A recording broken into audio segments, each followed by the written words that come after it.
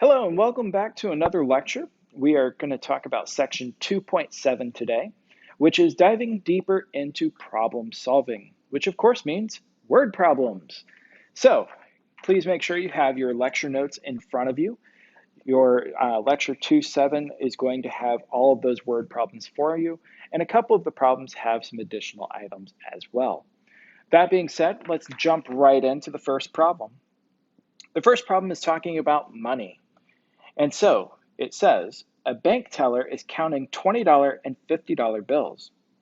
If there are 6 times as many $20 bills as $50 bills, and the total amount of money is $3,910, find the number of each denomination. Now, this particular problem also does provide a chart for you. I'm going to put that chart up here. Whenever you're working with some pretty complex word problems, it does tend to help to have some kind of organization strategy. A chart is a great way of putting all of that data together. Okay, so our chart, just to get it up on the board, since it is something that you have available, has $20 bills. It has $50 bills.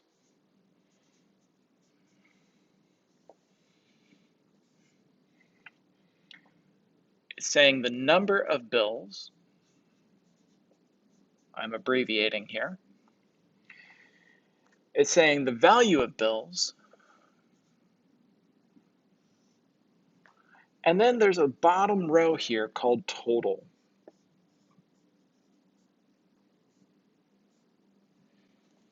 And you'll notice this box is grayed out in your diagram. Very good. Now, let's go back again. It is a word problem. That first time you read through any word problem, let it hit you in the face like a baseball bat. The second time you read through it, start picking it apart. So a bank teller is counting $20 and $50 bills. We already have our chart which identifies these two denominations. If there are 6 times as many $20 bills as $50 bills, stop. How many $50 bills did you have? We don't know. So that is X. However, if there are 6 times as many $20 bills as $50 bills, that means we have 6X for the number of $20 bills. Okay, 6 times as many $20 bills, $50 bills, and the total amount of money is $3,910. So we know the total amount or the total value is $3,910. Find the number of each denomination. So we have a little bit of work to do. We have some empty spots in our chart. Money is actually fairly easy, though easily mistaken. So here's what I mean. If you talk about the quantity of bills, the physical number of bills that you have, what you're talking about is how many bills you can actually count. How many physical bills do you actually have in your hand? I'm an educator, so mine is 0. But for those of us looking at this word problem, you have 6X for the quantity of the $20 bills. You have X for the $50 bills. We don't quite know, but we know there's a tangible amount. Now the value is talking about how much are those bills worth together. So a great way to think about this is, let's say you have 5 $5 bills. Physically, you have 5 bills. In value, 5 $5 bills is $25. So what we're going to do is we're actually going to say that our value is going to be the denomination times the number of bills. And that gives us value. Same thing here. In this case, I have 50 times just X. And that completes that chart. Now, our total value is always talking about a sum. So our total value is looking at these values combined to equal $3,910. There's our equation. So we technically have 20 times 6x plus 50x, that's an x, is equal to $3,910. Excellent. Now we have something to solve. Let's go through it. So this is 120x plus this is 50x is equal to 3,910. You can combine your terms. So this is 170x is equal to 3,910. If you need a calculator, of course, that is perfectly fine. Once you divide by 170 here, x will come up to 23. Talking about 23 $50 bills. So if it helps, which I tend to do this, I like to put my value back in the chart. So x I know is 23. That means I have 23 of the $50 bills. The question is, find the number of each denomination. So find the number of each denomination. Have I done that? No. I have only gotten the $50 bills so far. So I need the next one, which is our $20 bills. That is going to be 6x, or 6 times our 23. Again, feel free to use a calculator, but you should come up to 138 of your $20 bills. There it is. And that's 138. Very good. So you've gone through, you've worked through this word problem, you organized your information. That's a very key component. So you kind of deconstructed that word problem, as we said before. Read it the first time, hit you in the face, deconstruct that word problem the second time. You organized your information, so a little bit of a newer step for us, even though it's not really that new. And then you were able to dissect your equation from there. Solve it, and then, of course, go back and reread the problem, specifically making sure that you have answered what the problem is looking for. Okay, very good. Let's do one more problem. I am going to get some board space here.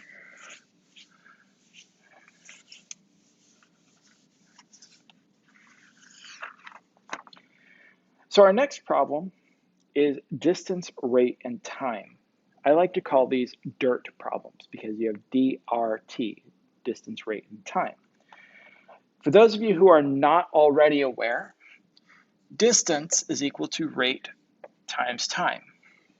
If you don't believe me, when you're thinking about as you're driving, if you can drive consistently for 1 hour at 50 miles per hour, the distance that you have traveled in that time is 50 miles. Now, of course, as you're stopping at red lights and things like that, it doesn't account for that within this simple equation. But the general idea is that distance is equal to your rate times your time. That being said, let's read through this second problem. 2 cars leave Las Vegas, Nevada at the same time after visiting the Las Vegas Motor Speedway. The cars travel in opposite directions, one traveling northeast at 65 miles per hour, and one traveling southwest at 41 miles per hour. How long will it take for the 2 cars to be 530 miles apart? Now, there's a lot of information here, and distance, rate, and time problems can sometimes get really confusing. So let's clarify what we've seen. So read it the first time, baseball bat to the face, right? 2 cars leave Las Vegas, Nevada at the same time. Well, if we were to start organizing this information, we would definitely need some distance, rate, and time columns. So I'm going to go ahead and put a chart together that has that. And we need an identifier column. This identifier column, I'm not going to label it. I'm just going to put car 1 and car 2 because I'm talking about 2 cars. You can also put the directions. That's perfectly fine if it helps you to organize it that way as well. So two cars travel in opposite directions, one traveling northeast at 65 miles per hour. So I'm going to call this my northeast car. It's moving at 65 miles per hour. So I know my rate here is miles per hour if you want to put that up there. One traveling northeast at 65 miles per hour, one traveling southwest at 41 miles per hour. How long will it take for the two cars to be 530 miles apart? Interesting. So we do need to talk about one thing that I haven't pointed out so far, and you may have noticed it, but the two cars are leaving at the same time. So how long have these cars been traveling? T.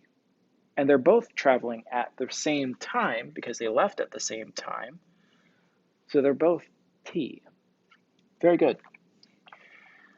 Now, the next question is, how long will it take for the two cars to be 530 miles apart?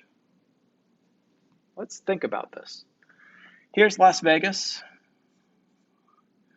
I have one car traveling this way. This is northeast. I have another car traveling this way at a slightly slower rate, so my line is a little bit shorter, and that is southwest. Okay, great. Now, the question is, how long will it take for these two cars to reach a total distance of 530 miles apart? So the total distance is 530 miles. The question that we need to ask is, from Las Vegas to wherever this car is, how far did it travel once these cars reached 530 miles? The answer is, we don't know. We're going to call that D. So the D, notice I used it for my northeast car. I tend to do this. I'll explain why in just a moment. The second value is kind of like when we cut up a pipe or a board or something like that in a word problem, and you kind of have to build that equation, if you will, build that expression. So the distance here would be the 530 miles minus D, because it's whatever's left over. So if we call this distance from Las Vegas to wherever this car is, once these cars are 530 miles total distance apart, this distance being D, this would be 530, that total distance, minus whatever this piece is. That's talking specifically about how far this car has traveled. Excellent. Now, I said I would come back to explain why I set my table up this way. I always try to specify what I'm looking at. I'm looking at specifically distances, I'm looking at rates, I'm looking at time. And there are different ways of approaching this type of problem, especially once we get to these problems a little bit later in the course. But one of the key ideas is to always specify what you see in the problem. And if you need to pull things out, kind of like what we did here, that's where you start pulling it out and be very, very clear on what is what. I like to keep this first row, sorry, I just noticed this is southwest and I didn't label it. I like to keep this first row as easy or as simplified as possible. You don't get much more simple than D, T, and 65. That's it. Here's my rationale. Distance is equal to rate times time. So from these rows, I can create an equation. And I know that my distance will equal 65, my rate, times my time, T. There's my first equation. Very simple. There's not a whole lot going on, which is great. It's just what I want. My second equation is 530 minus D is equal to 41T. There's a few more working parts to it, but it's still pretty simple. Excellent. So we've gone from word problem to equation. Notice it took a little bit of organizing information, and even if you can draw it out, you can draw it out. Now let's go back to the word problem itself. How long will it take for the two cars to be 530 miles apart? The key word here is, or the key phrase, is how long. We're speaking about time, meaning time, or t, is the variable that we are most interested in. Notice that I have two equations and I have two variables. I have distance and time, distance and time. I know that my distance is equal to 65t, meaning I can take this value and plug it in to my other equation. I can substitute my value of d as 65t. Let's see what that does for us. So I got 530 minus 65t is equal to 41t. Excellent. Let's see what we have. At this point, I only have one variable. So we're back to what we had at the very beginning of the course, which is a one variable equation. Very simple. Combine your like terms and solve for the variable. So we're going to move the 65t over. This is 530 is equal to, you got to add that over, that's 106t. Divide by 106 from both sides, you get t over here. When you divide by 106 on this side, you get 5. We're talking about time, so this is 5 hours. How do I know it's hours? Well, my rate was miles per hour. My distance was miles, which means my time is going to be hours. You always want to make sure those are consistent.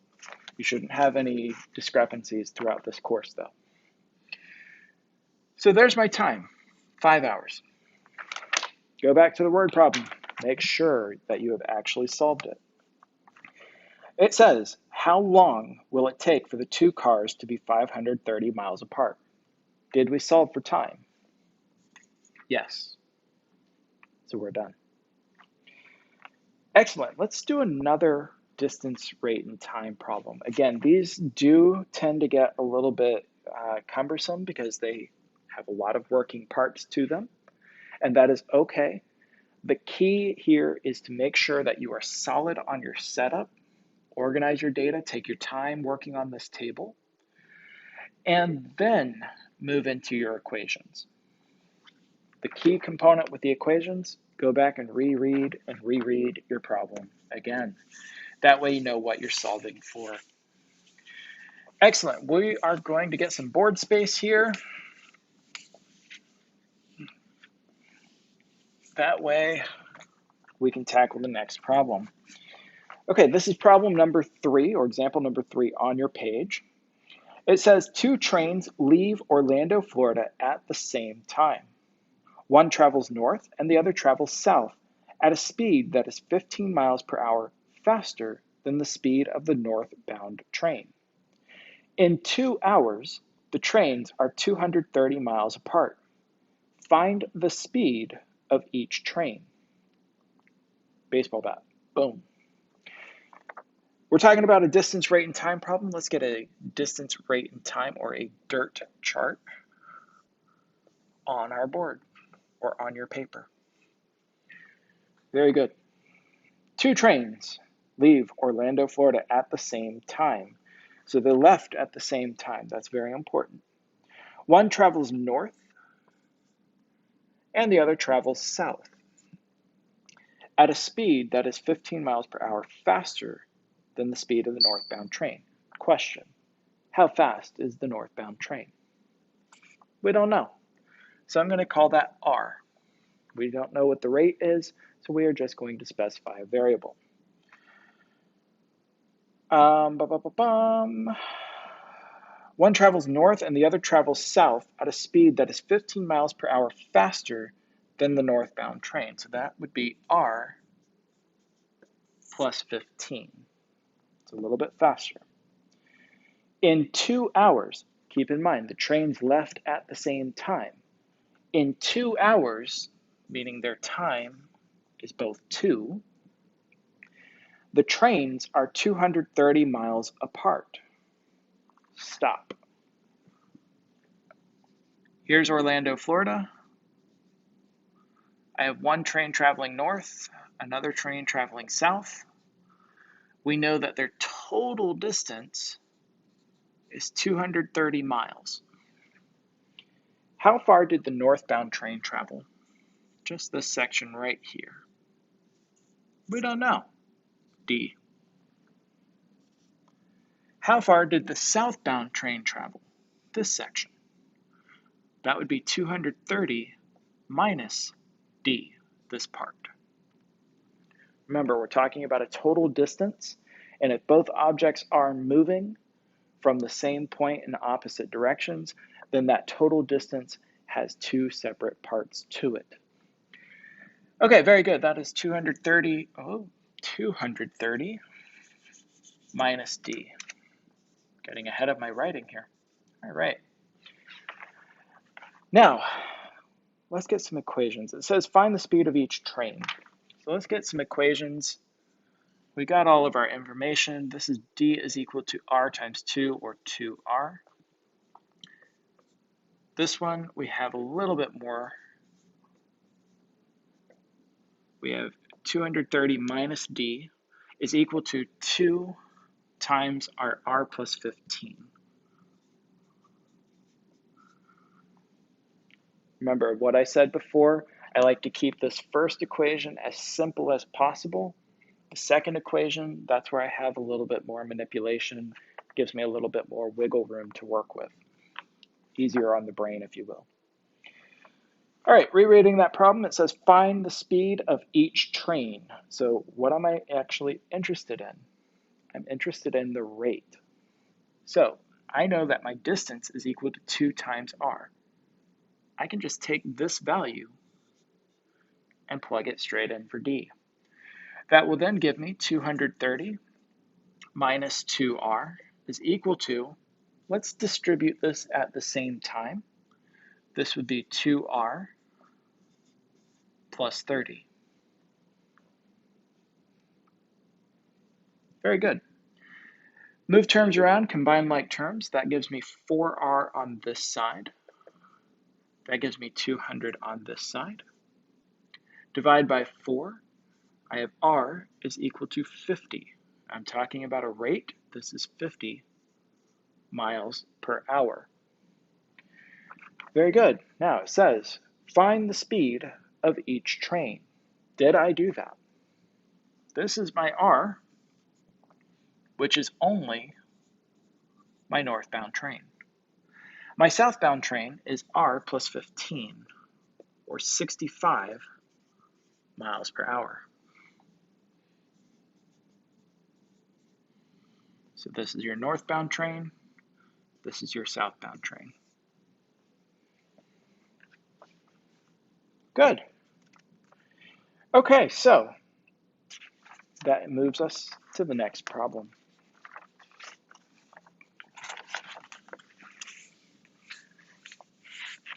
Get some board space.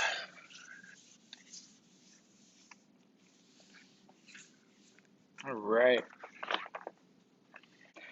Okay, so the question that we have for this last problem is how long will it take a bus traveling at 60 miles per hour to overtake a car traveling at 40 miles per hour if the car had a 1.5 hour head start? So we're talking about something in motion. That means we need a chart talking about our distance, rate, and time.